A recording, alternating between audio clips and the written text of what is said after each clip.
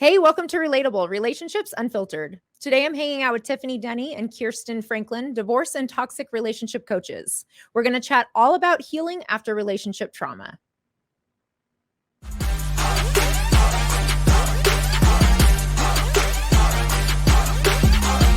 This is Relatable, Relationships Unfiltered. Hey guys, thank you so much for coming out today. Like we were talking about before we started recording, we've talked so much ad nauseum about toxic relationships, which I'm sure you guys have as well. Like in everything that you do, I still talk about it, on my Instagram and everything frequently. But I think what's less discussed, which is where you guys specialize, is really healing after that toxic relationship or after the relationship trauma. So that's where I want to jump in today. So absolutely. We're excited to talk about that because there's so much out in the world about what a toxic relationship is narcissism and different personality disorders and really focusing on, what to look for. But a lot of focus isn't about how to heal. And so we're excited to be here and to weigh in. Yeah, definitely. Yeah, for sure. And I agree. I talk a lot about, we spend so much time on the awareness of everything, right? So the awareness of mental health, the symptoms, the awareness of what to look, the red flags, like we talk all about that, but then the what to do about it. Like, okay, we know all this and now what? I think that that's left out a lot, which is really unfortunate. Yeah, we were just actually having this discussion this morning, in fact, about, how it just feels so heavy on that side of, educating and informing, and we know it's important. But the beauty, and I'm sure that you see this too, is when you get a client and you're really starting to see change and starting to see them take their life back and heal. And it's a beautiful thing to watch. And, that's my favorite part about what we do, is to be able to watch that healing happen.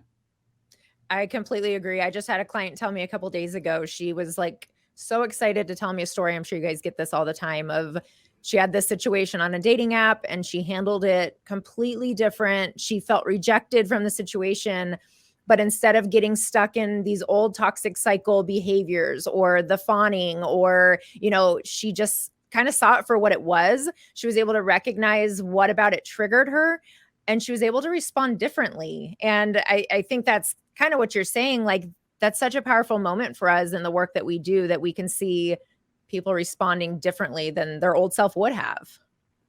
Yes, that's the most rewarding part. We've also had situations this week. We had a client that gets stuck in the trauma dumping and the loops and just really struggles to move out of that loop and actually focus on the healing.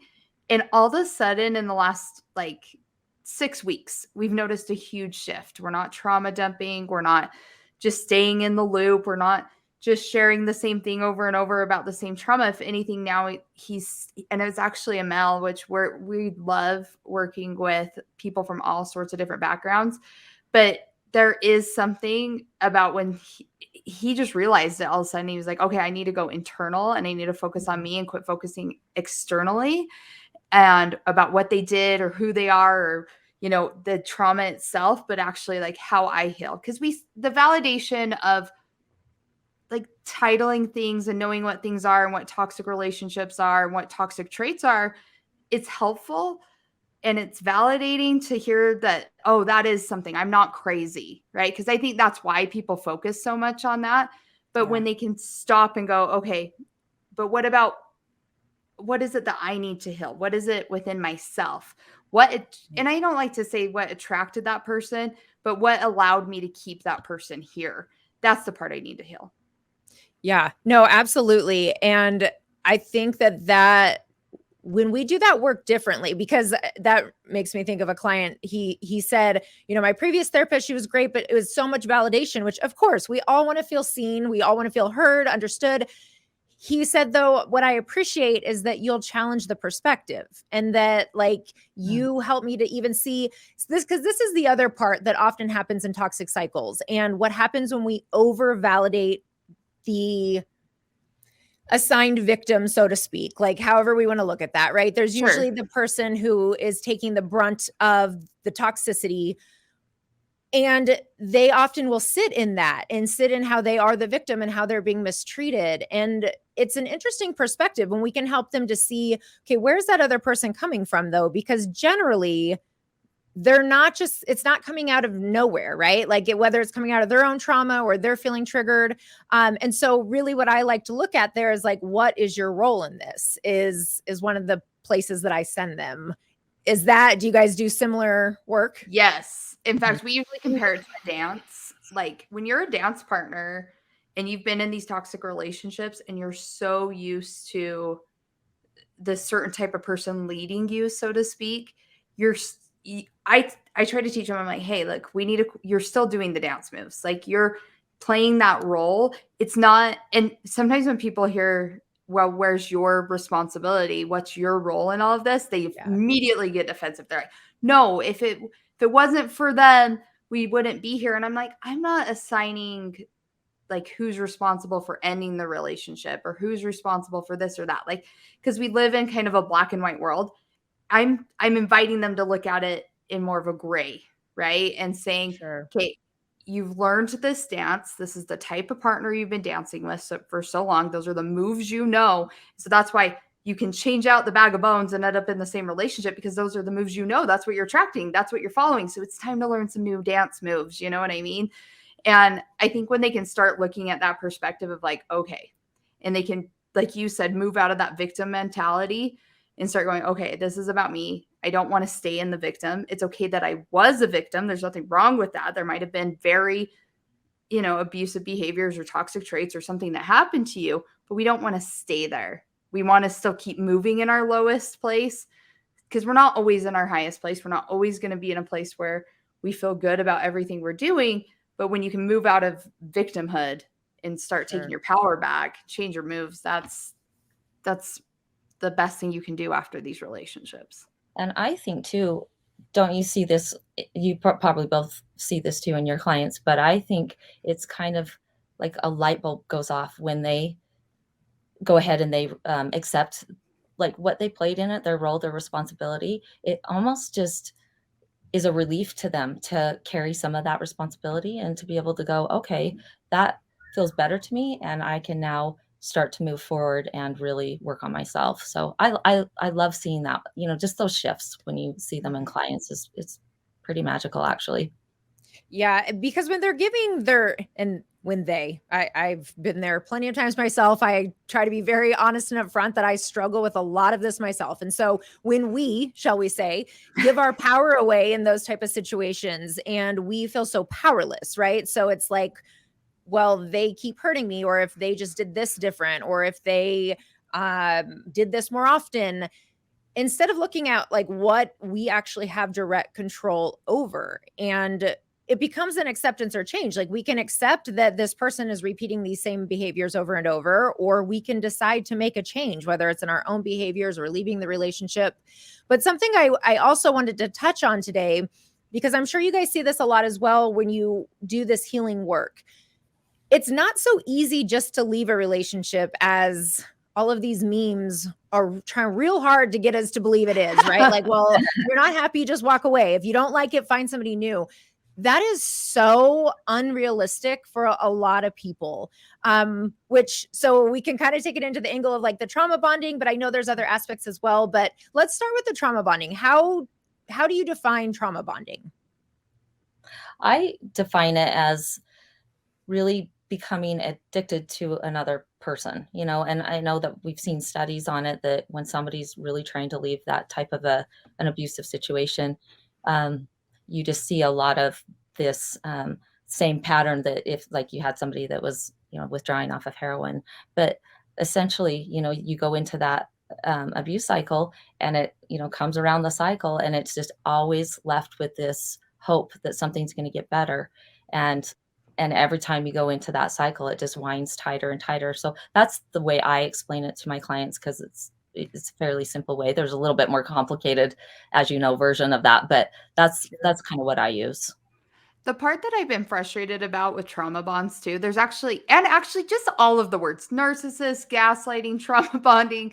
Yeah. Tiff and I have been in this space for we're coming up on almost 10 years. Yeah. And it's crazy to see how I'm grateful that the knowledge is getting out there, but there's a lot of misconceptions and there's also a lot of misuses with these terms. But I saw a reel the other day about trauma bonds, because a lot of people think trauma bonds, like a trauma bonding, means you went through a trauma together, or you're bonding over trauma, like if you guys have similar trauma.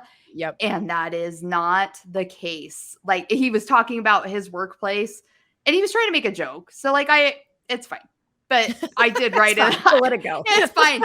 I was like, okay, I get you're trying to make a joke, because he's like, when we go through drama at work or something, it's not drama at work, it's trauma bonding. And I'm like, I get you're trying to make a joke, but the problem is when we make jokes using words incorrectly, then it makes it so people that actually have gone through that, or they're trying to figure out what they're experiencing when it's called a trauma bond, they're not sure what to do with that. They don't know what that means because they've heard all these misconceptions. So it's so important that we talk about terminology and we do use it correctly, because then we can validate. Like we said, validation is important, but it also makes it so we can start to heal, because a trauma bond, it can take up to 7 years to start doing, like, to heal from a trauma bond, as I'm sure you know. And I mean, it doesn't mean you're always in the same spot. It's a Sure. journey. It gets better. Every time I say that to a client, they're like, it's going to be 7 years of this.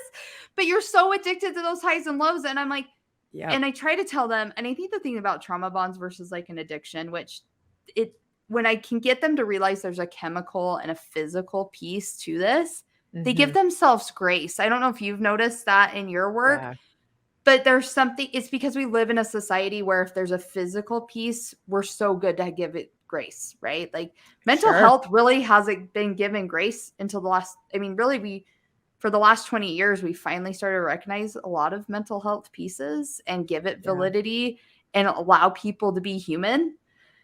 But like, if somebody has diabetes or some other element, which I'm not trying to comment anybody, but we're so fast to be like, oh yeah, whatever you need, like less sugar-free, like, that's a real trial for their life. So I'm not trying to minimize anyone's experience, but my point being is, somebody in a trauma bond, we need to be that way too. Like, if you have somebody that's in a toxic relationship and they're struggling to leave, or even yourself, you need to give yourself that grace and realize they're also dealing with a physical ailment. Like, there's an issue there. It's not just mental. It's actually a chemical bond to this person, an addiction. They're addicted to the highs and the lows of how they've been treated. Yeah. And the intermittent reward system is what I talk a lot about. So even helping them to understand, like, the slot machine, why we get addicted to that type of thing, like we give. And then sometimes, or, we're putting in, and then sometimes we get back, and it's that excitement of, are we or are we not? And we don't ever know.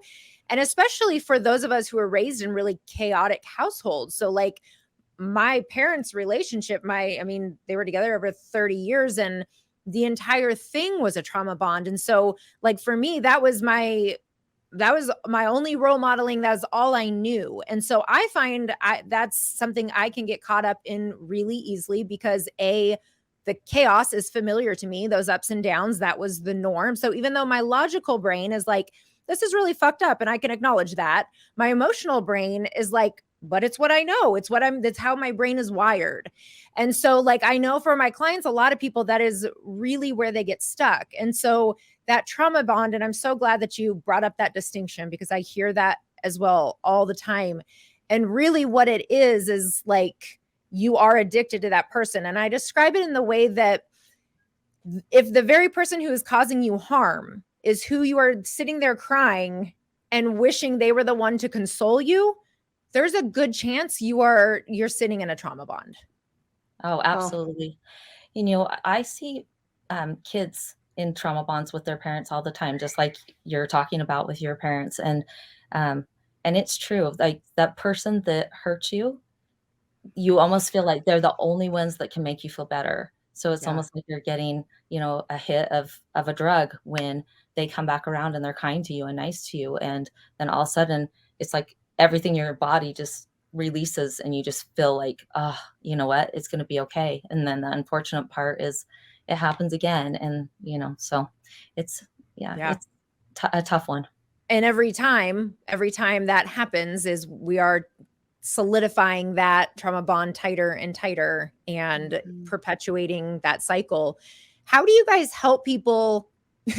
Asking for a friend over here. How do you help people get out of that? Like, how, when you are working with people, and because even to your point about it being 7 years, I mean, truly, we sit with clients, it can be years later and they're still obsessing. If I just would have done it differently, or how could I have kept them, or how do you help them to start to really reprogram that?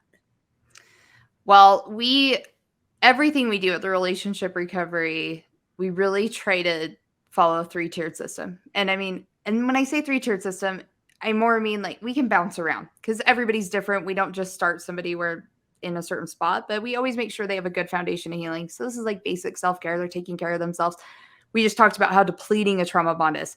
So if you're so depleted in this relationship, more than likely you are self-abandoning. You're not going to be able to even focus, because when you're in a toxic relationship, especially one that's created that trauma bond, you're confused, you're running on fumes. So we try to make sure that they have, at least they're doing something. And when we're talking about this, it's like very minimal.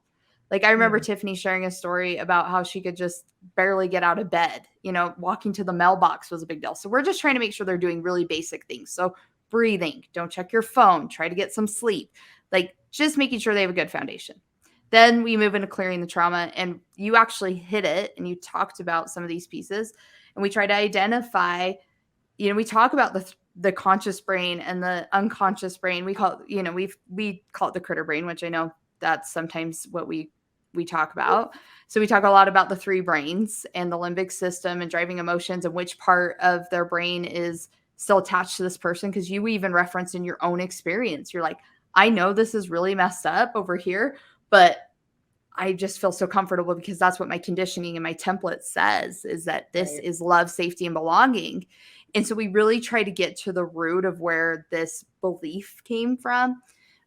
We do things what we call clearings. It's just meditation, really identifying the first circumstance. We do some child work and things like that. And we've just noticed a huge shift in our clients when they can get to the root of where this stems from. We see big shifts because we're just rewiring that template. We're working with that template. We're just giving a new template. I always call it a filter. I'm like, that's the filter you had. We're just going to change it out and we're going to give you a new filter, and you get to choose what it is this time versus, you know, whatever was fed to you, and you have control. I mean, there's so much research around neuroplasticity now that you can change. Like we were always told humans can't change. You're just, this is your deck of cards. Sorry. Good luck. Like you're just going to repeat and you're generationally doomed. And that's not true. And how awesome is that? So we just try to really get them to buy into that and believe in themselves. But it is work. That's where the work is. We always say, this is your bootstraps. Let's go. But that's how we identify. And then we try to moving forward, that 3rd tier is just more about them starting to believe in them again. And I think there's one part I really missed. It's we really try to peel off the shame. We really, really, really try to say, this is not all on you. Quit shaming yourself. Because when we add that layer of shame, it's so hard to go in and do the work, because we're like, I shouldn't be in a toxic relationship. I shouldn't be in a trauma bond. Because a lot of people we work with, like I remember somebody said, oh, you must work with really weak women. And they only said women, of course. Of course. And I was like, no. Most of the people I work with, first off, I'm like, why do you think I'm doing this work? Probably went through it myself. So thanks for the insult and slap in the face. Because you gotta love people. I'm like, man, you have not had life happen to you, and that's too bad. Second off, they're not weak. Most of the people we work with are extremely amazing humans, and they do these really incredible things in their life. And so for them to be what they view as a failure in this relationship or be treated badly, it's really hard, and they shame themselves and beat themselves up for being in it. Because like we work with airline pilots, we work with CEOs, we work with people that are running their own company, we've had therapists, we've had nurses, we've had doctors, we've had like amazing people that on the outside you would be like, oh, they'd never be in a relationship like this. And that's why they carry so much shame, because they feel like, I can't be human because I'm superhuman. And I like to think that the superhumans are the ones that end up in these relationships because they think they can handle it. Yeah. because we are stubborn and dedicated, and we, when we pick something, we stick to it. And yeah, I agree. I think that's a lot of personality there in terms of really like the dedication, like, okay, I can figure it out. No, I'm going to figure it out this time. No, it's going to, and that's, where a lot of people get stuck. Cause I work very similarly with a lot of high powered people that you would not expect that out of. But the common denominator that I've learned in my work for, very long time is that we are all going through it. We've all been through it. And even those of us who have done a lot of healing and have all of the tools and have all of the information, we are still human and we still have trauma and we still will be triggered on occasion. And so there's not a one of us who knows how to do this perfectly. It's just really about kind of what you're saying earlier, like raising that baseline. So we have like our lowest of low, like we just, incrementally keep shifting that up. Yeah, I would agree. And I think too, when you talk to somebody that is experiencing a trauma bond, once you've helped them identify what's really going on with themselves, and if you can, validate them and help them to feel safe, and that they know that they have somewhere to come like every week, and really get that help and that support, it just accelerates their ability to get out and to heal from that trauma bond. And also, I think, like as to Kierstyn was saying, I had a gal that she's a politician, and she said, "How did I end up here? I mean, how in the world would somebody like me end up here?" And I hear that so often. Like that's just a big one that just comes up over and over again. And the truth is it doesn't discriminate. It doesn't. Yeah. It just affects all of us. Well, nobody's teaching anybody. Like nobody's teaching relationships or what to look for or like what you do, because people are like, well, you should just know. Like that's the other part. You get one extreme or another. How would you know? And you should just know. Like, well, once you've learned, you should just know. And it's like, well, you have to get in a relationship with somebody far enough to start seeing the red flags, and then you got to pull out, Yeah. Yeah. So let's talk about that piece, because the removing themselves. So you guys are probably working with clients that are even in the toxic relationship, I would assume, not just the aftermath of it. Yeah. How do you help people to start to make that shift? So, like when they're recognizing this is toxic, all of that, like they can see clearly what's going on. How do you help them to start to decide what to do about that? So my rule of thumb is, number one, is we never tell anyone to leave a relationship. Much we try to follow the same rules as like therapy. I know coaching's not regulated quite the same. I'm sure eventually it will be because there's so many coaches now, but we try to follow that same rule that we don't tell anyone to leave a relationship. That's not our job. So I think that's really important, because even if we did, that you have to be the one to decide that relationship's done. There's power in that, and there's a moment. And since you said I'm going to assume that we've all been in that moment when it's like, and if no matter who told us, no matter who tried to pull us out, no matter how much we heard, we have to be the ones to pull ourselves out. There's no one else that can do that for you. However, you don't have to walk the healing part alone. So the work we do is we just try to empower them to reconnect to themselves, because the problem is they've turned off their intuition. Typically, they've turned off like the parts that are saying, "Hey, this is a red flag," and also educating, telling them what red flags are. I can't tell you. I had a client that came back to us recently, and the reason she left, by the way, I'm so glad we're talking about this, because she was so ashamed that she was in the relationship in the first place. She came to us about past relationships, and she was hiding her current. And then all of a sudden she ran, right? She fled. Yeah. And quit, and just like out of nowhere. And we're like, okay. And I was like, she's going to come back. Like I had a feeling. And then things kind of fell apart with her current relationship. She came back and kind of shared everything. She goes, "I was just so embarrassed to tell you I was in this relationship because I knew." And that's hard. And so we really try to create a space of like, I don't care if you're in or out. I'm here for you right now. And if there's a part of you that feels like you need to leave, then don't ignore that, but let it build in you and you make that decision. But I'm going to walk with you no matter where you are. Because the truth is like friends and family really struggle to be that person, because then it feels like there's a difference though. I'm not enabling anything. I'm supporting. Yeah. But I also should put this in there. If somebody's physically in danger, that's a very different conversation. We will Absolutely put them in contact with the correct people. If your life's in danger, I wish it could be that if your mental health is in danger, that's enough. But unfortunately, it's way more complicated than that when you get into the mental. But if they are in danger, that's a very different conversation. We're getting people involved. Right. We're saying, hey, you need to exit. Like, that's different. But that's kind of where we start, is just making sure that they know they're personally supported. And then we just try to help them build their intuition and make the decision for themselves, and ask them again, going back to that template, going back to that subconscious, why do you feel like this is love, safety, and belonging? And do you actually feel like it is? Or is that what you were conditioned to believe is love, safety, and belonging? Because there's obviously something if you're looking up the relationship recovery. And most times people leave. I will tell you, I have very few clients that stay. Just honestly, I don't. They leave at some point. I love that you say that piece about, though, like, regardless, I'm here. Like, that is pretty much always the sentence I'm leaving clients with as we wrap up, is that, especially because they're usually the ones that are like, okay, this is it. I'm going home. I'm ending it, and that is what I always say is great. Like, if that's where you're at, that is wonderful. And also, if you change your mind and you come back next week and you didn't leave, I'm right here. Like, we are right here, and that doesn't change anything about our work together. We just keep going.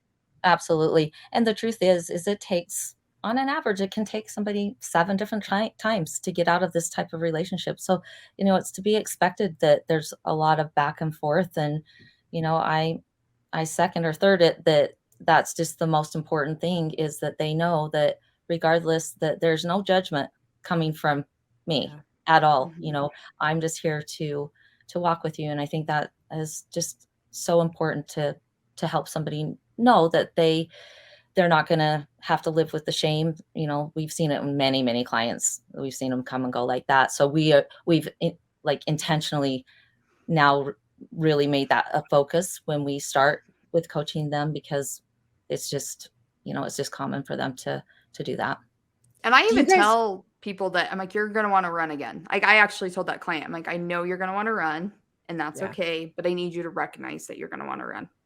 Right. Because we get to be that pseudo corrective experience. We get to hold space for the imperfection. We get to provide that grace, like that unconditional positive regard, that they don't have to be perfect in order for us to still want to sit with them every week and to want to have those interactions, which likely they haven't had that. The template they've had from childhood is perfectionism, pleasing, codependency, which is then just translated. And so they're constantly, again, we are constantly trying to please those around us. And so, like, to have that, and I found, and I encourage my clients this as well, I found that when I have friends that can hold space for me in that same way, and a lot, like you said, it's hard when friends and family, because they're so worried about them, right? And of course, so they're worried about their safety and their well-being. And so it's really hard for them to be like, okay, like, I'm here either way. But I have found in my experiences, whether with this specifically or whatever it is that I'm struggling with, when I am that type of support system that is like, we're here either way, like, that's so powerful, that I help my clients to really recognize the need to develop that for themselves out. So it's not just me providing that support, right? They have that system outside of that. I love that, because I agree. I even try to seek that in my own life, as long as we're thrown in the we here, because the thing is, until you realize it, when people, and they typically don't mean to, your friends, your family, the people you love, but when they put their timeline on your relationship, they're making it about them, because they feel so uncomfortable for you being in that relationship. And like I said, I don't know if it's always intentional. They don't realize that they're making that about them instead of supporting you. So typically it's the people that are well-adjusted, that are self-aware, that have done their own work enough to know, I know I want space held for me. I'm going to hold space for you. And those people are 1 in a million. And if you have those people in your life, you hold on to them, because a lot of people don't realize that. I think it's kind of becoming into that self-awareness. When people are self-aware, they're able to create that space. And those are really important relationships to have. Absolutely. Yeah. With the like piece of this when they come out of the relationship and then you start the healing. And like I was saying earlier, that a lot of my clients go into that self-blame. Tell me a little bit about the work that you guys, so I know you said part of it is that you guys work on the shame piece and everything, but Mhm. when somebody gets caught up in the loop of what could I have done differently, or even how could I have kept them? Like, so even if they identify how dysfunctional it was, but how could they have kept them? What are some tools, or like what type of work do you guys do there? For me, I think that,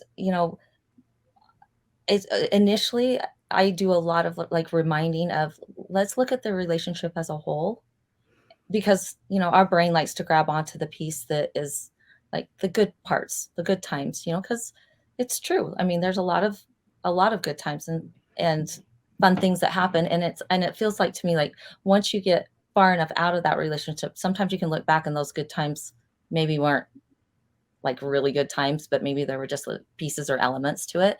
But that's how I like to start, is to have them really do some reminding and some journaling around it, and really start to identify the pieces of the relationships, that weren't good. And then I take it and I turn the focus more onto the client and doing that inner work, with, the guilt and the shame of leaving, or, if I would have tried harder, or even sometimes when their ex-partner or whatever gets into another relationship and it all of a sudden feels like, oh, well, she or he, they're better than me, they can have this, relationship. But just reminding them, if that person's really who we think they are, then they're probably just going through the love bombing stage, just like you did, when you first started into it. So yeah, it looks great, it looks magical, but that changes, because that person, I mean, bottom line, the person that, you know has those toxic traits, they're not going to change unless they do something to change. And typically they don't think that they're wrong, and so they're not going to change. Right.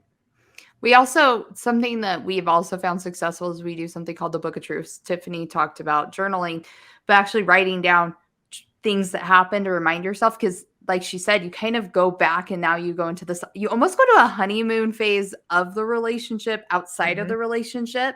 Yeah. And then you're like, did that really happen?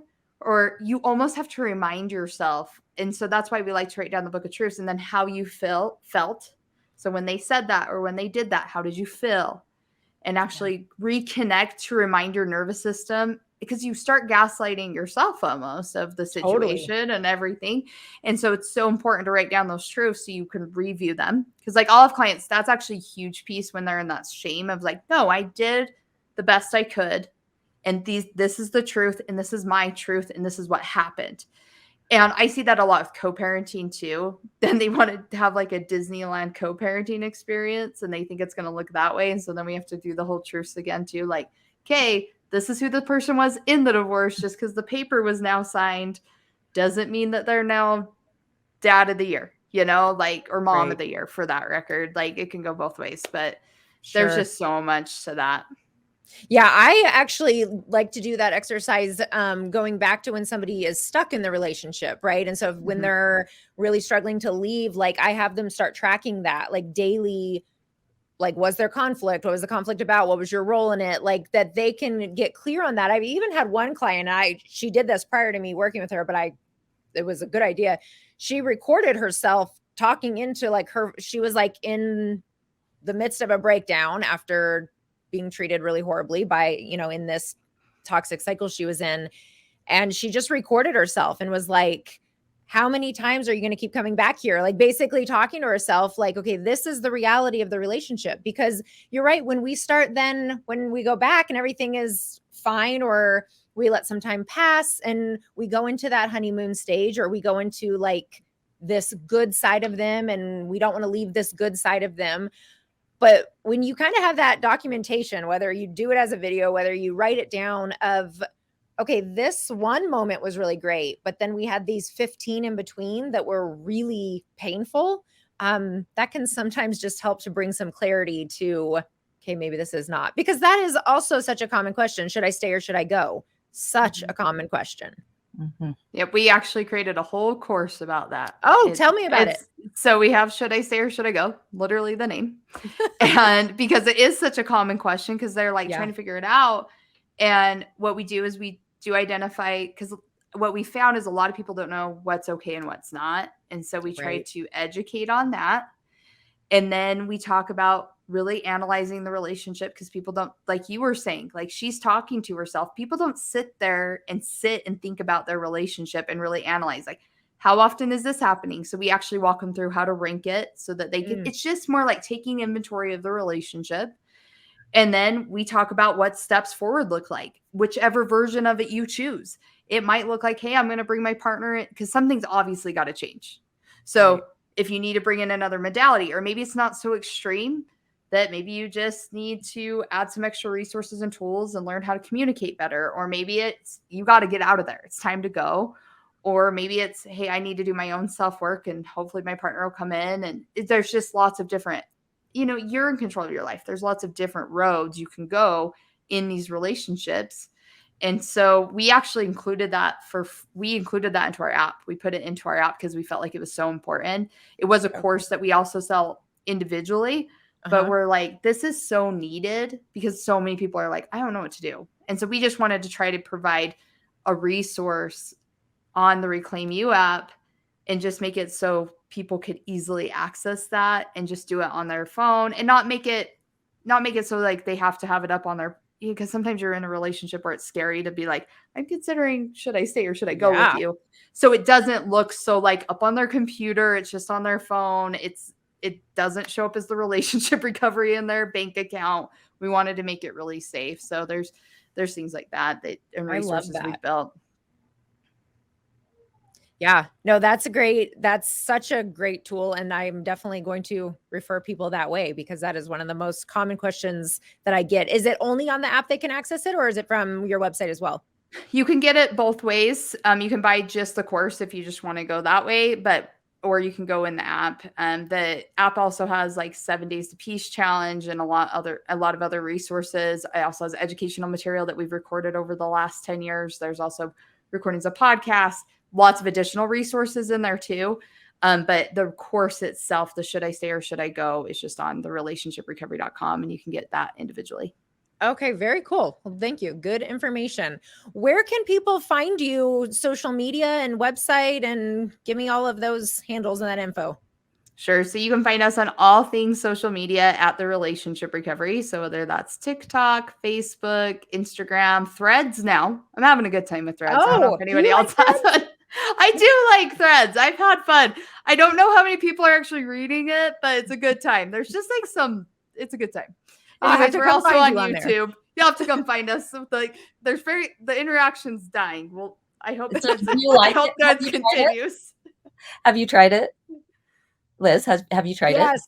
Yeah, I am. But I got bored very quickly. So I haven't been on in a few days, but probably why the interaction is going. Yep, it's dying. But maybe somebody will get this and like laugh, and it'll be one of the biggest later. Who knows? We'll see what happens. But we're on all of the social media platforms at The Relationship Recovery.